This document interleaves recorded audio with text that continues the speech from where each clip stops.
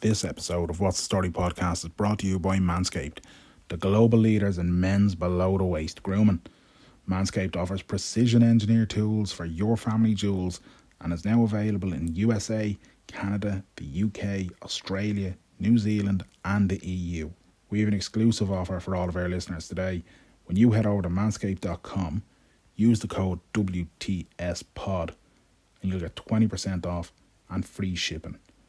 So go on ahead, join the movement and the 2 million men worldwide who already trust Manscaped.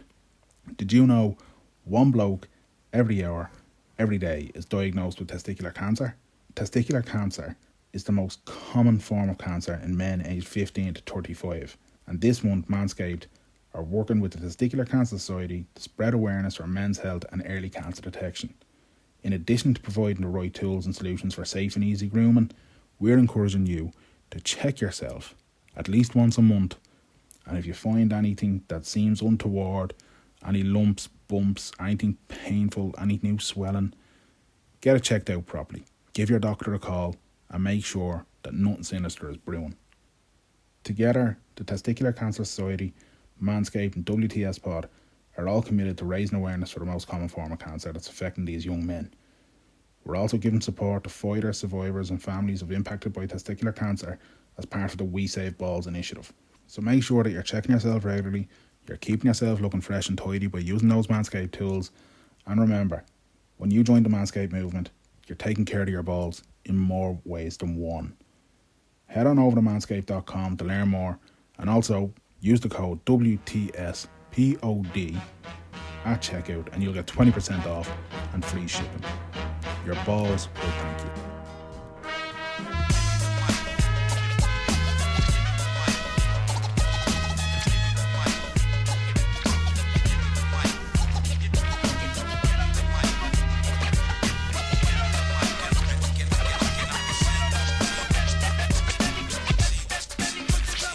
Hello everybody and welcome to WTS 235. My name is Danny Murray.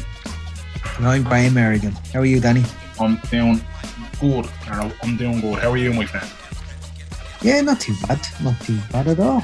That's it, man. That's it. It's I always find the week after a bank holiday feels much longer than it is. Yeah, definitely. Struggled this week. Really struggled this week. But doing good though, man. You know, bit of sunshine, long evenings. That all adds up. That all helps. Absolutely adds up. And as we're recording on Wednesday. I'm actually off for Thursday, Friday. So my week is short, even though I do agree with you. The week after bank holiday, you're kind of going, oh, jeez, this week ever going to end? And nice plan for a couple of days off. You're just chilling. No, I have to go to the Eye and Ear Hospital Thursday and Friday. Jesus, right, grand. Yeah. Just rescheduled appointments. Because I've got that Kerry Katona thing. Right. Or as my granddad likes to call it. You've got Kerry Katonas. Those nobody wants. It's a thing. I have to wear contact lenses to correct me blurry vision. It's not my eyesight deteriorating. It's something with the cornea. So they keep an eye on that every year. And it was 2 rescheduled appointments. One to keep an eye on that, make sure it hasn't deteriorated. And the second one is with the contact lens gentleman. So we'll probably be getting a new pair of contact lenses. Probably. You'll be able to see. You'll have unreal Ultra HD vision. I'm going to say, man, it'll be basically, you'll be like Sky HD out there. Like. Stopping the eyeballs. It's unreal. But I always wanted to wear glasses in the sense of it's easier than contact lenses. Do you know what, right? Because I've wore glasses now since I was about 16. And I wore them when I was a kid. And then I stopped for a while because they were doing me no good. And I was like, what the fuck's the point? And then me good eye, as it were, started to get bad. So I was like, all right, better start wearing fucking glasses again. I'm wearing them ever since. But I tried contact lenses, but I'm just terrible with the whole finger in the eye thing. And I fucking... Yeah. It took me 6 months to get the hang of it. I can do it. I can put the contact in, but it's taking the contact out is where I go fucking, oh man, I'm just stabbing myself in the eye like. It's a shit show. Dry eye infections every 2 or 3 weeks when I was doing it. Oh man, I'm telling you. Washing them properly, and because mine were throwaways, mine were take them out at night, you wash them, and put them in the washer, and then you'd rinse them the next morning, you put them back in. So mine were mine are glass yolks. Yeah. Jeez. So they're not the throwaways or the monthlies, which would be great, I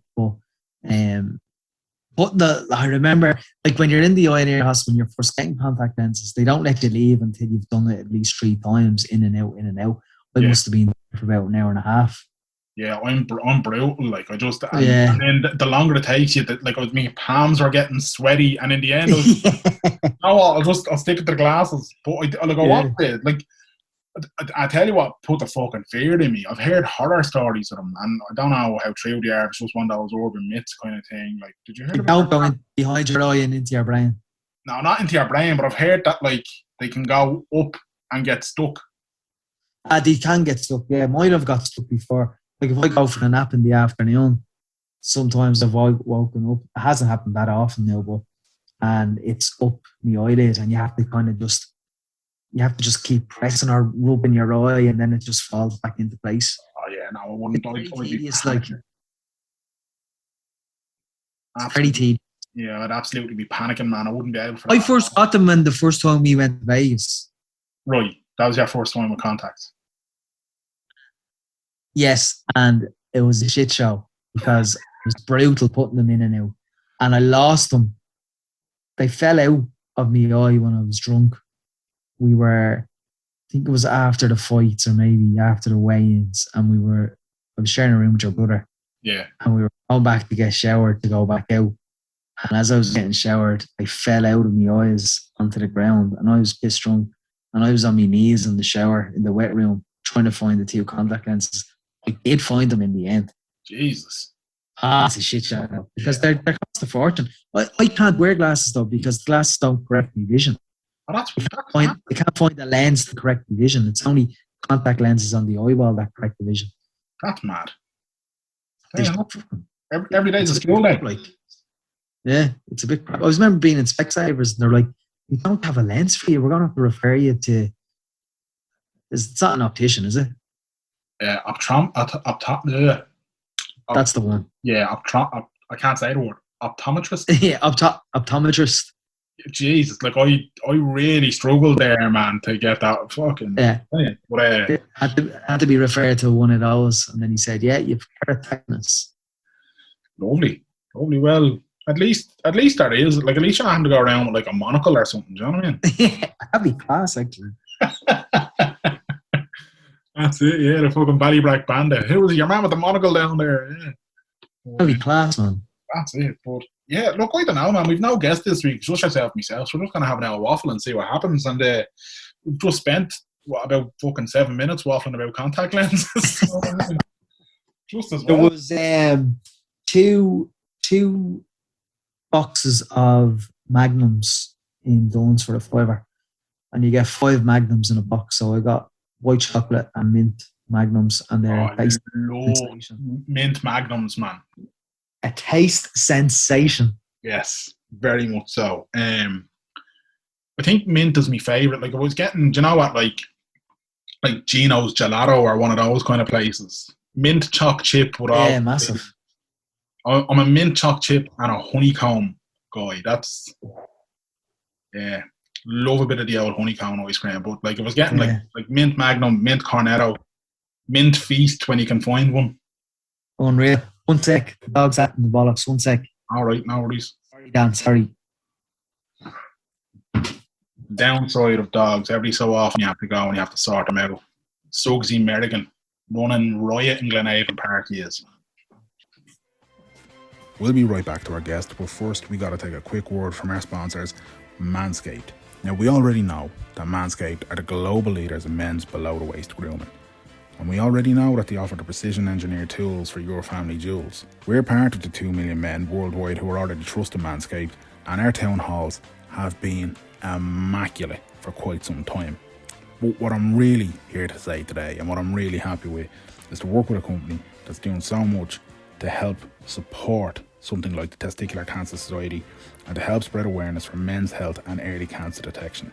Testicular Cancer Society and Manscaped are committed to raising awareness for the most common form of cancer in men ages 15 to 35 with their We Save Balls initiative. So when you're down there and you're giving yourself your trim using your Manscaped products such as the Lawnmower 3.0 or Crop Preserver or Crop Reviver, give yourself a check for any lumps, any bumps, any swelling or any pain. If something seems unusual, get it checked out. Manscaped recommend checking yourself once a month. So make sure you're doing it, lads. And if anything is sinister, if anything's there, catching it early is really important. Check yourself regularly and make sure that you're not only keeping yourself neat and tidy, but you're keeping yourself safe too. Head on over to manscaped.com to learn more. And remember, when you use the code WTSPOD at checkout, you'll get 20% off and free shipping. Now, back to our guest. Salted caramel magnums. What about them? Straight back in, no kissing. Well, hang on, what was Suggsy up to there now? Suggsy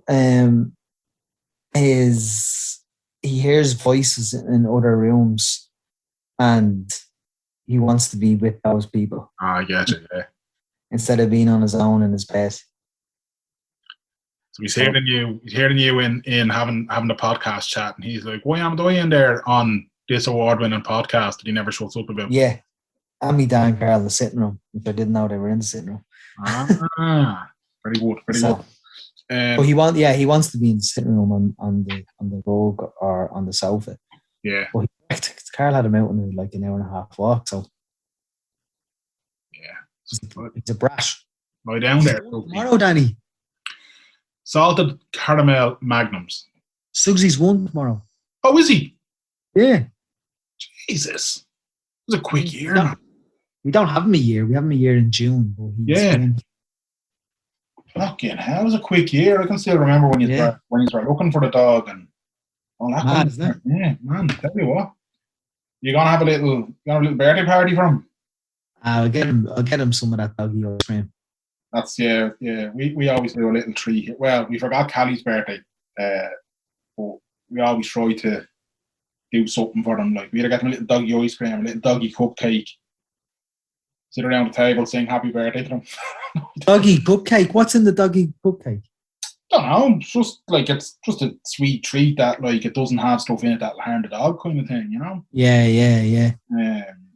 But yeah, get them. I'd always get them some sort of treat for their birthday. How many times a day are your dogs fed? Twice, once in the morning, once in the evening. And they might get a treat then some point during the day. Around lunchtime or whatever. Yeah, something like that, yeah. Or if I'm doing a lot of playing with them and they're doing what they're supposed to be doing, I'll be rewarding that, you know what I mean? Yeah. And are you on the dry field? Yeah. So we give them half raw, half dry. So they usually get like a scoop of kibble and then a topper. And the topper will either be like raw meat or it'll be like just a load of veg kind of mixed in with it. And like when you say raw meat, just like you get that in the shop or you get it off a specialty dog? No, just get it either in the butcher or down the shop, like. Right. So yeah, we'd give them. You can give dogs raw chicken bones, but you can't give them cooked chicken bones because when the bone is cooked, apparently it's weaker, so it could like slice the inside of their neck or whatever. Right. But raw chicken bones, so we give them chicken legs and chicken drumsticks, and they fucking love them. Devour them, do they? Yeah, freeze them and then take them out of the freezer and we usually give them about 10 minutes in hot water just so that they don't break their teeth on it, like, and mill them they do. So, but yeah, that's all we give them. Every so often we give them a bit of cheese. They love cheese. So yeah, he likes cheese. Yeah. But, I mix a bit of like boiled chicken and off-field because sometimes he just wouldn't eat the dry dog food if there wasn't anything in it. Like 100%, theirs are the same. Yeah. So I mix it with boiled chicken or a bit of salmon. Yeah. Ours have gone off the fish now. We used to give them. We'd get like either like a tin of mackerel or whatever. Do you know what I mean? And throw that in with it, but they've kind of gone funny with fish now. I think it's because they're spoiled. Like they'll bit of smoked salmon on the go and they'll sniff it out and they'll fucking beg for it, like, you know what I mean? But, Will they? oh yeah. Hungas, Mero. They're hungas, like. You know what I mean? They are. Three heifers I've got, like. So. Back to Magnums, Danny. Yeah. I haven't tasted the salted caramel one. I've seen it on the ad, but every time I'm in ones, they're not available in multi-pack. Yeah. So, well, I haven't had one myself, but I'm a fan of salted caramel. I am too. When did that come about? Like, when did salted caramel become? I feel like Paul Howard would have an opinion on this. It seems like a very Celtic tiger kind of thing, doesn't it? It does, doesn't it? Seems like an avocado. Yeah. Thing. It feels like something that definitely wasn't around in our childhood in the 90s. But certainly by the time I was 21, 22, I can remember salted caramel being a thing. And that's peak Celtic tiger, like. Peak. Absolutely peak. So, I don't know, but I'm a fan of it. I like it. I like it. Galaxy have a salted caramel bar that I'm a big fan of. Kit Kat Senses. One of them. Yes. Salted caramel. Kit Kat Senses are so unreal. Man. So underrated. They're unreal. I can only ever find them in the Aldi's. I don't know. I'd see them in Tesco quite often now. But do you? Yeah. Aldi cinnamon buns, lads. I don't know if you've talked about this on the podcast. I don't know. Rock on to them this weekend. Oh my word! Like myself and Mero have been searching for a decent cinnamon bun since Vegas 5 years ago, and only in the last few months have we found, I would say, a 9 out of 10 cinnamon bun, and it's in Aldi. And all you do is pop 9 out of 10. You pop it in the microwave. They say 10 seconds on the pack. I give it 30 seconds. Oh, yeah, and I took your advice and gave it to me. And the middle of it does be piping hot and it's gorgeous. Unreal. I kept saying, I was walking the dog and I met Karen and Mark Brock and they were on their way to the Aldi's. Yeah. And I said, do you want to treat yourselves? And they said, oh, yeah. And I said, get yourself Aldi cinnamon buns. I said, me and we were looking for cinnamon buns everywhere, and they don't taste as good as these. And you know what, Danny? We paid for that sensational cinnamon bun we got in Vegas in the food court, the MGM. We paid $6.50 for the $6.50 for the cinnamon bun. Yeah. In the great Aldi's, you get 2 for €1.68. Unreal, man. What the fuck? Unreal. They're the taste sensation, and well, thankfully, I don't think we have many listeners in Portlaoise because the locals don't like me. So there won't be a run in Aldi Portlaoise, but Aldi in the Borough there might be a run on cinnamon buns off the back of this. Yeah, but get them and thank us later. Do tweet us at WTS Pod if you know what we're talking about, because they deserve credit, and I want Aldi to know this. And our Manscaped deal is running up, so if Aldi want us to promote cinnamon buns. we will promote cinnamon buns. Or if Magnum want us to promote Magnums, we will promote Magnums.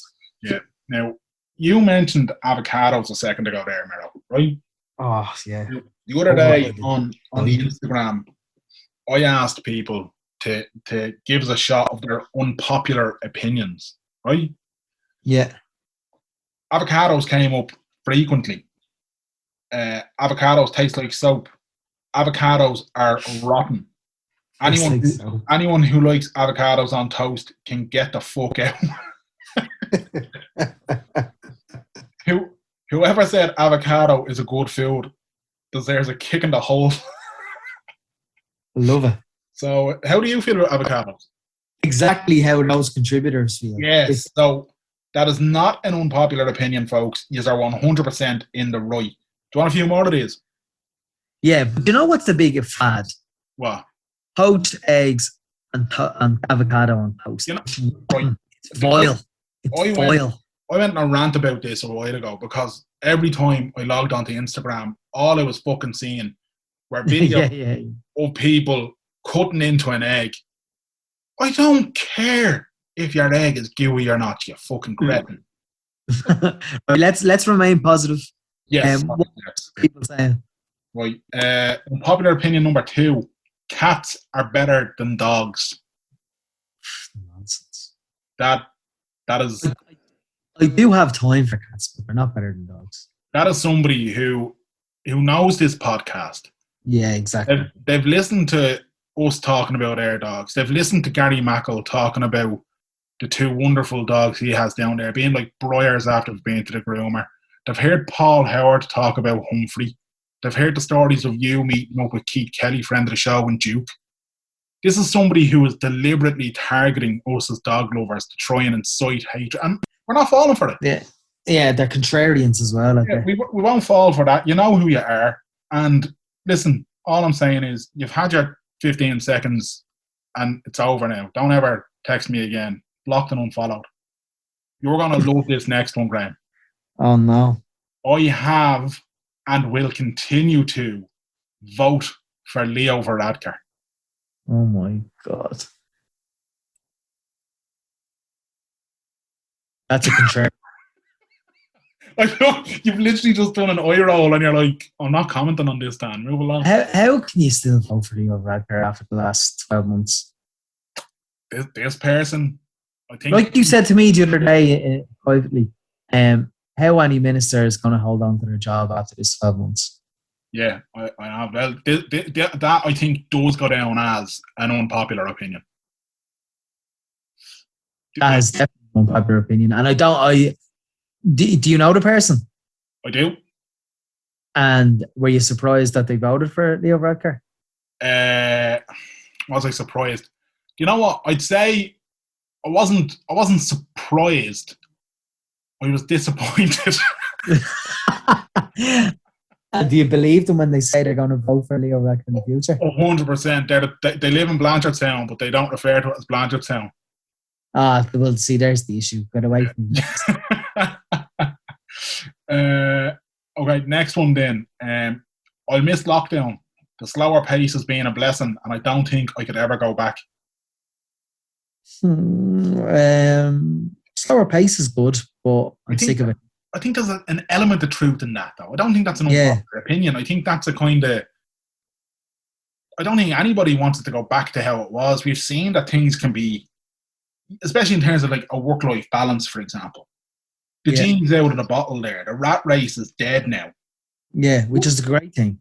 But in terms of the lockdown, I'm not happy about not seeing me man. I'm not happy about yourself and myself haven't seen each other in the flesh in over a year. Yeah. And you know, man, how often would you see them pre-pandemic? Once a week? Pre-pandemic, yeah, I'd be up a good. I'd say at least 2-3 times a month, but I'd like to go up every weekend. You know. Yeah. And I'd say since March last year, I have seen my parents less than 10 times. And what have you seen Jono? I've seen Jono, I would say, about 5 times. Right. I can actually, hang on, I'll tell you, I can actually count Jono's, right? So, March lockdown came in, first wave of restrictions. Jono had just moved into his new house.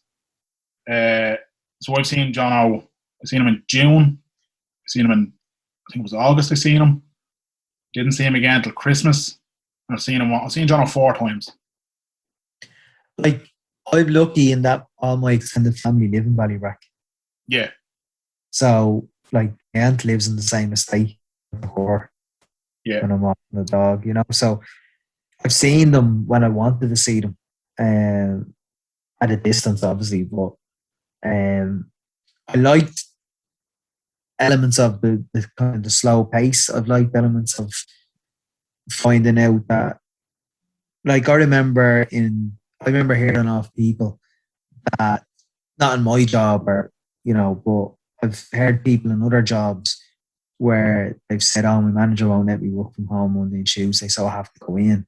And now that manager has no choice but to let that person work from home because now people can do it. Do you know what I mean? That's it. I still think people miss the office, though. I still think enough people miss the office that you won't see a huge decline in traffic. Like, I don't think you'll see a huge decline. I do think what you'll see is more people splitting their week and doing, say, absolutely. But at the same time, I think the vast majority of people have kind of gone, do I really want to sit for an hour in the morning and an hour in the evening on the M50? No. No, absolutely not. I work 7 to 3 and my office is 5 minutes from my house. So when this shit show's over, and it will be over, I'm going to go in and work 7 to 12 and then work the afternoon from home. I'll walk Sugsy at 12, half 12, 1 o'clock, whatever, for an hour, and then work from home for the rest of the afternoon. That's what I'm going to do. I'm declaring that, not an unpopular opinion, but a little bit of a half-truth maybe. Yeah, and it's a good discussion point as well. Yeah, definitely. Fair play to you for sending that in, lads. Right, okay. Game of Thrones final season was actually decent. That my brother. No, it's not. No. Did you watch it? I finished Game of Thrones at season 3. Some point at season 3 because there was just too much going on. So you didn't stay with it till the end anyway? No. I love Game of Thrones. The final season, I was gagging for it, and I felt as though I remember, yeah, brilliant seasons were undone with 2 or 3 lazy episodes. The ending was absolutely muck. No, not having that. That is it's not an unpopular opinion. It's a stupid opinion. So you didn't think the finale was good? I thought it was shite. I thought it was a cop-out. Yeah, lazy. And do you think that's because they didn't wait for the writer to finish his book? No, I don't think that was it. I think it was like they hurried it. It was like they had... Actually, I think now that I'm saying this, I think the lads who were writing the final season of Game of Thrones were contracted to write a new Star Wars movie. And then they got sacked from writing the Star Wars movie when it came out that they brought the deadline of Game of Thrones forward to... I could be wrong. Some internet nerd who's listening will correct me on that. At WTS pod. Put me in my place if I'm wrong there, lads. Jono will. It felt hurried. It felt hurried and it felt wrong. Jono puts in your face. He loves putting people in their place, with Jono. I know, yeah. And speaking of people who love justice, then Superman is better than... Now, they have said, they've put this in very derogatory terms. I'm going to translate it. Superman is better than Batman. They didn't call him Batman. They called him far worse than that. Superman better than Batman. I enjoyed Batman far better. Yeah, I agree. I hate Superman. Hate him. Think it's stupid. I'll never, ever, ever buy into a superhero who was unrecognisable because they wear spectacles. That's the only difference. That's it. It's mad. Like when the Nolan Batman movies came out, like I didn't get sucked into all the other superhero films because I just wasn't really into it as a kid. But I loved the Batman ones. Yeah. And I don't know why. Like, I wonder why I like them and not Spider-Man or any of the others. Iron Man or I enjoyed Transformers actually. No, I didn't get into Transformers at all. I enjoyed the first 2. Yeah. You loved what? I love the Christopher Nolan Batman films. Yeah, I'm with you. But like if I was just bored and flicking through the channels and there was a Marvel film on, like 90% of them I'd leave on. I'd just be like, yep, that'll do me. But there's these geeks that will be like, like they love all the other superhero movies, and because everyone absolutely adores the Nolan Batman movies, they'll say, "Oh, they're crap," and there's so many, mistakes in them, and there's nothing made sense. It's like, hold on, it's a movie about a superhero. Yeah, no, I like them. I like the Batman films. Why was in a scene underground? Why was the detective's suit when he went in? His shirt was soaking wet, and when he came out, it was dry. Piss off! Like continuity. People are key for that stuff. Right, we'll do 1 or 2 more of these. Coffee is rotten. I like the smell of coffee. I can see why people would say that, to be honest with you. I think I drink coffee to get me going more so because I do like, now, if I'm adding a bit of syrup to it, that's a different story altogether. What syrup would you add to it? I'm adding a little bit of hazelnut or a little bit of caramel to give it a little bit of a, like an old hazelnut latte, like I'm all for that. But really? And can you like really taste hazelnut? Oh yeah, absolutely. And you make them at home? Yeah, you can get your own little syrup, the same syrup you'd get if you were in Costa or another popular coffee shop. And you... Unreal. And you said, I'll have a hazelnut latte, please, love. The little squirty bottle. You can get them for your house. So I have a few of them there. I never took the coffee. When I take it, I take cappuccinos or a latte. Yeah, cappuccino is nice. Sometimes I just get like loads of anxiety with them. Just get the jitters, the caffeine. Yeah, I get the jitters like mad. It's like, and then you non-stop. Like, I can tell with you sometimes and other friends with the non-stop audio notes of rabbit hole scenarios, and I know you've been on coffee. Yeah. Like, if I've gotten 3 or 4 audio notes from you in a row without me replying, I know you've had a coffee binge. They generally come on a Saturday morning about 8 in the morning. Yeah, or they have separation anxiety. It's one or the other, isn't it? Unpopular opinion, though, is it? Is that an unpopular opinion, though? That coffee's right. I don't know if it is an unpopular opinion, because like a lot of people dislike coffee. I think a lot of people take it to get the people going, though. I think so. I think people need that little booah in the morning, you know. I should just take the decaf so I don't get the jitters. Yeah, I don't know. But right, okay, coffee is rotten. So then, right, do you know how, whatever about the drink, would you take a coffee slice, for example? Yes, I would. Okay, so the taste of coffee isn't necessarily putting you off. So then, I'm going to put this down as unpopular opinion, because coffee flavour has worked its way into biscuits, into cake, into... Yeah. I'll put that down as unpopular opinion. Right, we have... Do you remember Ina Court's coffee slices and... Ina Stores, Tony?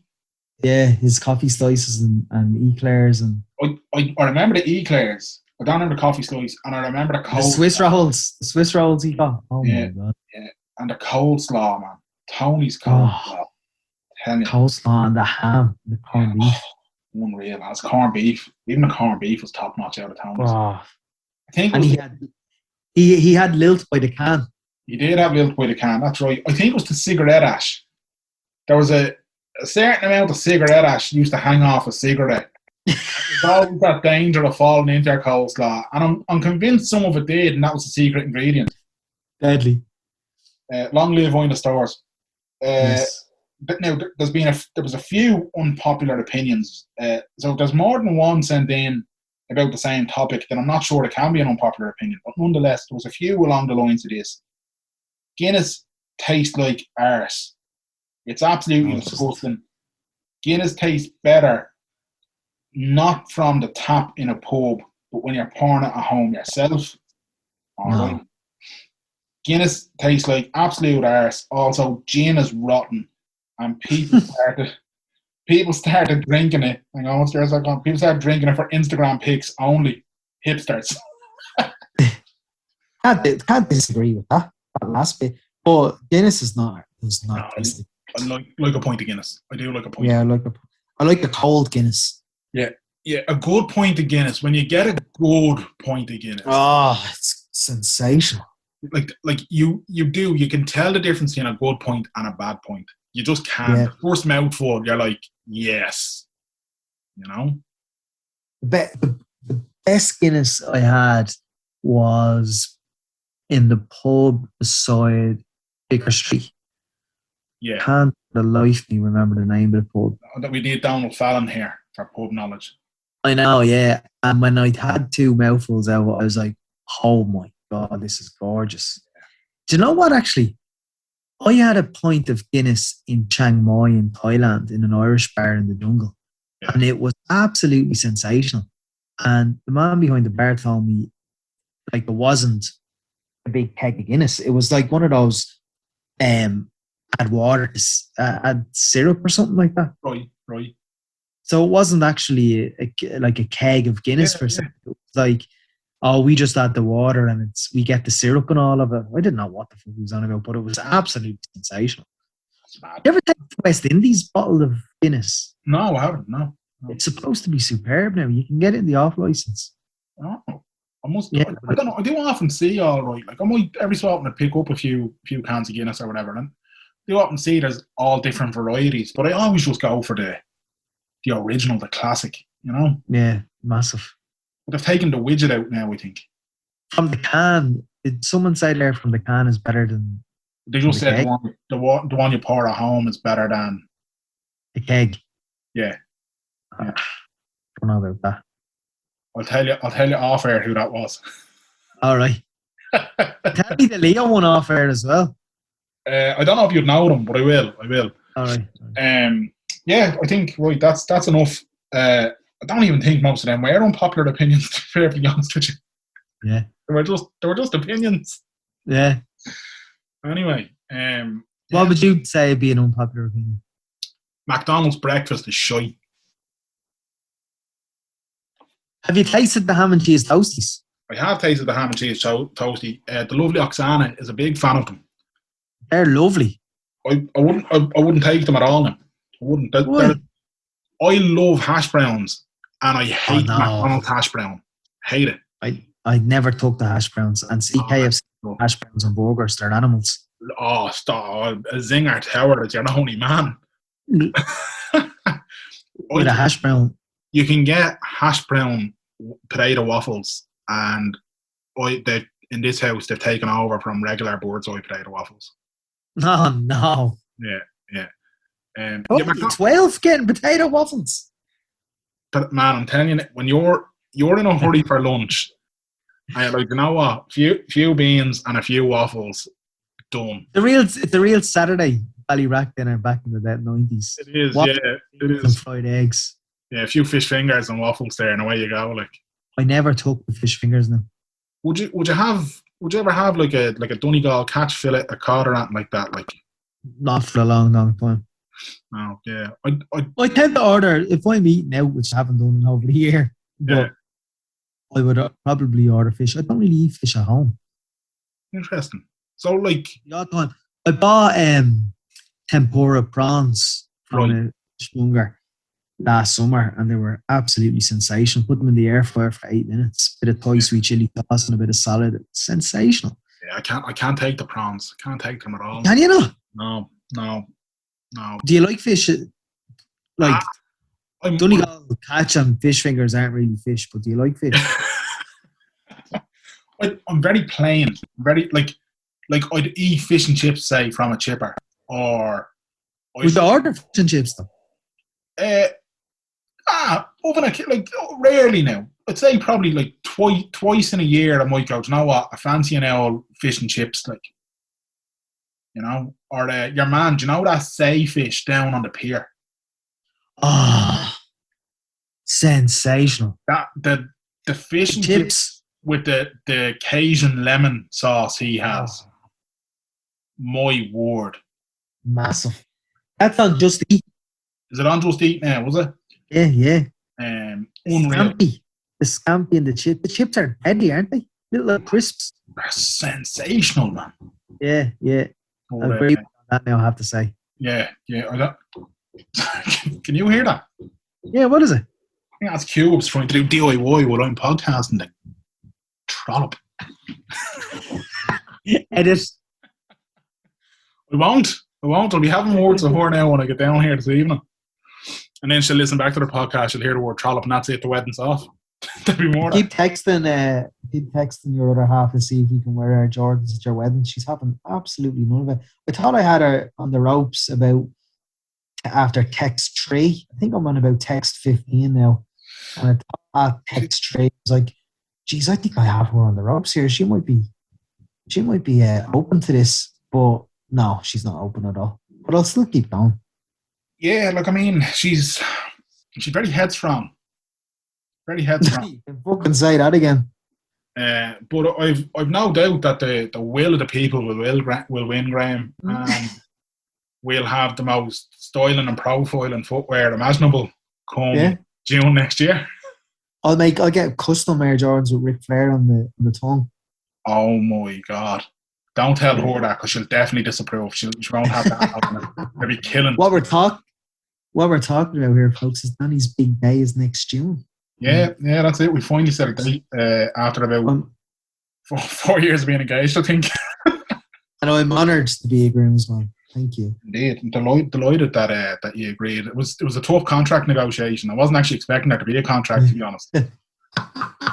And I was even more surprised when it was Gary Mackle that was representing you in the negotiations.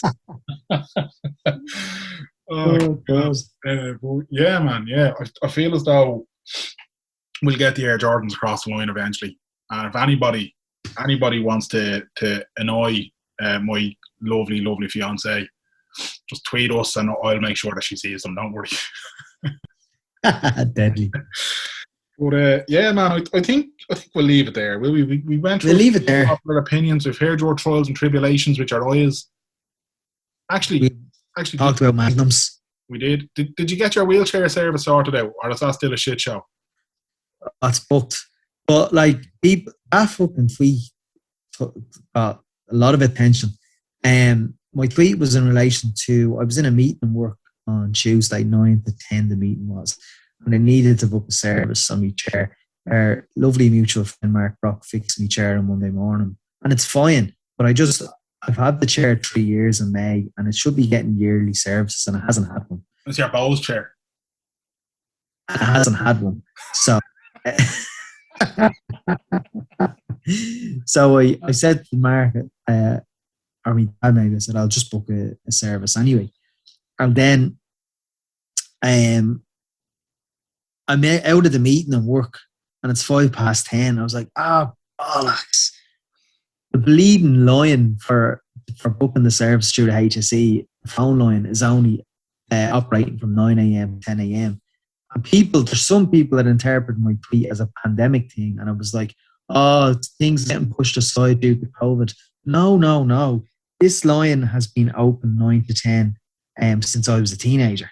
Yeah. As long as I can remember this line, you have to ring for services, for applications of new wheelchair, for shower aids. This has only ever been open for an hour. And it's because the occupational therapy department is underfunded by the government. So the occupational therapists are taking the line. And then after that, after 10, they're doing their orders and they're doing their field work and they're going to houses to see what people need. So people just need to relax. It's not a pandemic thing. It's a thing going 20 plus years, it's wrong because the service is underfunded. Yeah. That's what I was going to say. They have a monthly budget as well. So let's say if I was to order a new wheelchair, I'm better off ringing that department at the first week of the month because they have a monthly budget. Jesus. Yeah. And it's like, we won't get you in this month, Graham. Will you try next month? Yeah. Then you ring them the month after. And did you get did I make it through this budget? No, you didn't. Can you give us a buzz next month? And that's how it works. Jesus, man. Yeah. It's a you have to fight for everything. Yeah, it is. And people in wheelchairs in this country have to fight for everything. People with disabilities in this country have to fight for everything. And there's not really, unless you're a part of a disability service group, which I amn't and I haven't been. I was a part of Enable Ireland when I was up until I was about 8 or 9. And there's lads I know that were up with Enable Ireland until they were 18. And they would be working as well as their advocacy group, and they would help them out. And then unless you have that, you have to do it all yourself, which is fine. I chose to live an independent life of disability services. I didn't per se need them. I could do it all myself. I could ring the OT and book a wheelchair. But sometimes during the recession, it was a shit show because you had to try and ring TDs to help you and get an order of a wheelchair and all. Prior to that, it was a shit show in as far as my service that I booked in this morning will have to be approved before the services even happen. And they'll say, yes, give them a service for this, that and the other. So when the serviceman comes out to service the chair, I've only said that I want the 2 wheels looked at. If he since discovers that there's something wrong with the back wheel or the back axle or whatever, he'll have to put that in for a new service. But in the Celtic Tiger times, you didn't have to get approval. You would actually just get, the serviceman would come out and say, right, I'll order you this, that and the other, and you'd get it before it was approved. Jesus. It's mad, isn't it? So it's mad. It's mad it is. It's mad. It's mad. But yeah, I was just like, I just thought it was a typical HSE thing, open for an hour. You have an hour daily to try and get an order in for something. But the occupational therapists are amazing. My OT is brilliant. Yeah. Always there for me. So it seems that's the classic case, isn't it? That the problem is always either getting in the door or getting something there. But once you actually get in, the people that you deal with when you get in are brilliant. Yeah, brilliant. Absolutely brilliant. Yeah. Like the OT department's brilliant. It's just the process to get to the OT department is shit. Yeah. Well, fingers crossed doesn't take you too long, and fingers crossed you make this month's budget, so. Yeah, exactly. Yeah. I know with services you should make them. Right. It's if you went to get a new, like my chair, Danny, was €4,600. Yeah, well, I'm not surprised. Probably came shipped direct from Dalymount Park and everything else. So you really hate that, don't you? No. The green that I could have picked was too voluminous. Yeah. So you went with your first love of Bowes colours. That's all right, man. If people want to listen to all the previous episodes of this podcast, Mero, where can they do that? They can go to WTSpod.com, or they can search on any podcast provider by simply putting in WTS Pod. So search WTS Pod on any podcast provider. You can also check out our Twitter page at WTS Pod. Danny's at Banjo Murray on Twitter and Instagram. I'm at Mero Mania on Twitter and Instagram. And that's pretty much it. Until next week. That's it, man. Clear eyes. Full hearts. Can't lose. Too sweet.